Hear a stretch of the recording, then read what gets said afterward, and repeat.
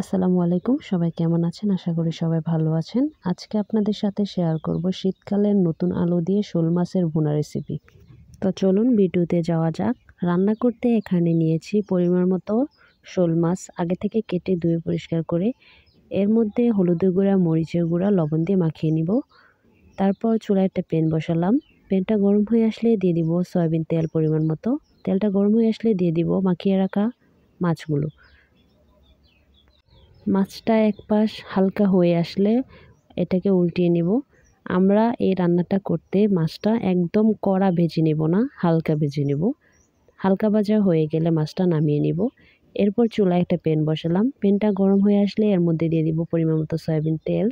তেলটা গরম হয়ে আসলে দিয়ে দিব পরিমাণ মতো পেঁয়াজ কুচি হালকা নেড়েচেড়ে তারপর এর মধ্যে দিয়ে দিব পরিমাণ মতো লবণ, হাফ টেবিল চামচ রসুনের বাটা, দিয়ে দিব হাফ টেবিল চামচ হলুদের গুঁড়া, হাফ টেবিল চামচ মরিচের গুঁড়া, হাফ টেবিল চামচ ধনিয়ার গুঁড়া।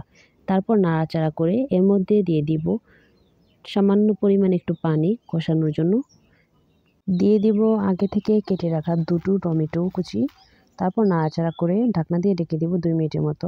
2 মিনিট পর ঢাকনাটি খুলে নাড়াচাড়া করে এর মধ্যে দিয়ে দিব আগে থেকে ভেজে রাখা মাছটা দিয়ে নাড়াচাড়া করে ঢাকনা দিয়ে ঢেকে দিব আবারও 2 মিনিটের মতো। 2 মিনিট পর ঢাকনাটি খুলে নাড়াচাড়া করে এর মধ্যে দিয়ে দিব ঝোলটা দিয়ে দিব। ঝোলটা একটু বেশি করে দিতে হবে যেহেতু এর মধ্যে আমি আলুটা অ্যাড করব।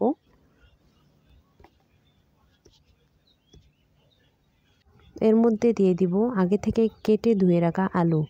আপনারা কিন্তু শীতকালীন সবজি নতুন আলু দিয়ে ছাড়া এটা অন্য পুরান আলু দিয়ে রান্না করতে যাবেন না, তাহলে কিন্তু সিদ্ধ হবে না। সেই ক্ষেত্রে আগে আলুটা দিতে হবে।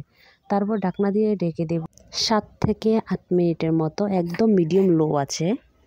8 মিনিট পর ঢাকনাটা খুলে এর মধ্যে দিয়ে দিব পেঁয়াজকলির সাথে ধনেপাতাটাও দিয়ে দিব 3টা কাঁচামরিচ। নাড়াচাড়া করে ঢাকনা দিয়ে ঢেকে দিব 2 মিনিটের মতো। 2 মিনিট পর ঢাকনাটি খুলে এর মধ্যে অ্যাড করে দেব 1 টেবিল চামচ জিরার গুঁড়া। নাড়াচাড়া করে নেব। আবারও ঢাকনা দিয়ে ঢেকে দিব 2 মিনিটের মতো। আবারও 2 মিনিট পর ঢাকনাটি খুলে নাড়াচাড়া করে নেব। দেখুন রান্নাটা শেষ, আমি সার্ভ করে নেব। দেখুন আমি সার্ভ করে নিলাম। ভিডিওটি যদি ভালো লেগে থাকে তাহলে বাসায় একবার ট্রাই করবেন। আর আমার চ্যানেলে যদি নতুন হয়ে থাকেন চ্যানেলটি সাবস্ক্রাইব করবেন। আল্লাহ হাফেজ।